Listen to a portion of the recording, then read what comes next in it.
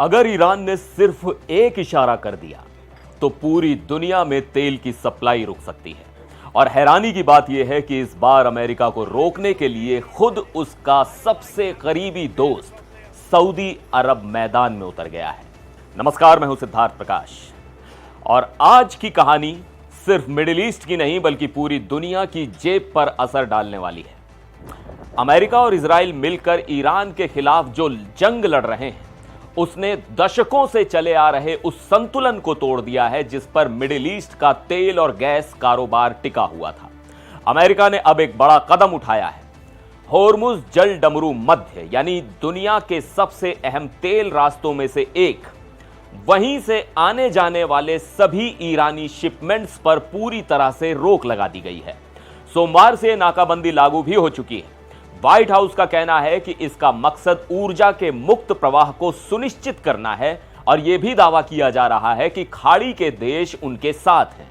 लेकिन जमीन पर कहानी कुछ और है। सोचिए, जो देश सालों से ईरान को अपना सबसे बड़ा दुश्मन मानता रहा, आज वही देश अमेरिका से कह रहा है रुको और बातचीत करो।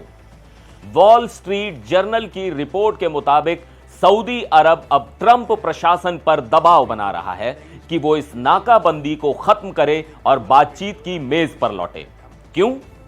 क्योंकि सऊदी अरब को डर है कि अगर अमेरिका ने ईरान पर दबाव बढ़ाया तो ईरान पलटवार करेगा, और इस बार बहुत बड़े स्तर पर। पिछले 6 हफ्तों में ईरान ने दिखा दिया है कि वो होर्मुज जैसे अहम रास्ते को बंद कर सकता है। इसका असर क्या हुआ? हर दिन करीब 13 मिलियन बैरल तेल की सप्लाई प्रभावित हुई और कीमतें $100 प्रति बैरल के पार पहुंच गई। इस संकट से बचने के लिए सऊदी अरब ने एक नया रास्ता निकाला। रेगिस्तान के बीच पाइपलाइन के जरिए अपने तेल को लाल सागर तक पहुंचाया और वहां से रोजाना लगभग 70 लाख बैरल तेल का निर्यात फिर से शुरू किया।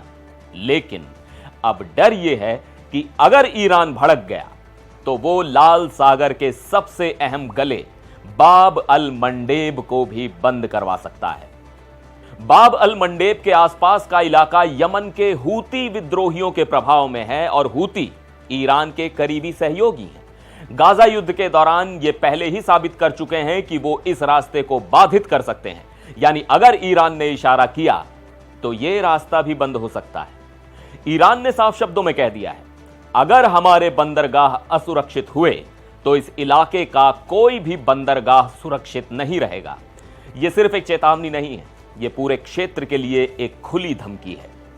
सऊदी अरब, यूएई, कतर, बहरीन, इराक, ये सभी देश अमेरिका के करीबी हैं, लेकिन सालों से ईरान से सीधी टक्कर से बचते आए हैं क्योंकि उन्हें पता है जंग का मतलब है आर्थिक तबाही। और आज वही डर हकीकत बनता दिख रहा है। ये देश नहीं चाहते कि ईरान होर्मुज पर नियंत्रण बनाए रखे, लेकिन ये भी नहीं चाहते कि पूरी सप्लाई चेन ही तबाह हो जाए। तो अब सवाल सिर्फ ये नहीं है कि डोनाल्ड ट्रंप क्या फैसला करेंगे। असली सवाल यह है कि क्या दुनिया एक और बड़े तेल संकट के मुहाने पर खड़ी है। आपको क्या लगता है, अमेरिका को क्या करना चाहिए? कमेंट करके अपनी राय जरूर बताइएगा। फिर मिलेंगे एक और वीडियो में। आप देखते रहिए एनडीटीवी इंडिया।